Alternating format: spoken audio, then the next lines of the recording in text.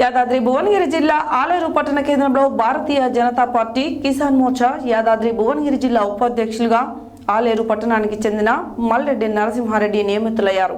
ఆయనకు నియామక పత్రాన్ని జిల్లా కేంద్రంలో జిల్లా అధ్యక్షులు అందజేశారు. ఈ సందర్భంగా వారు మాట్లాడారు.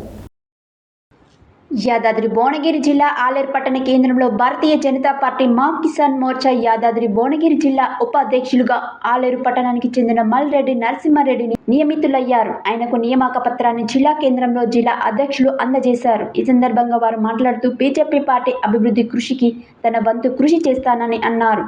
బూర నర్సయ్య గెలుపు కోసం నిరంతరం పోరాడుతానని తెలిపారు. ఈ కార్యక్రమంలో బీజేపీ జిల్లా నాయకులు మరియు పట్టణ అధ్యక్షుడు నంద గంగేష్ తదితరులు పాల్గొన్నారు.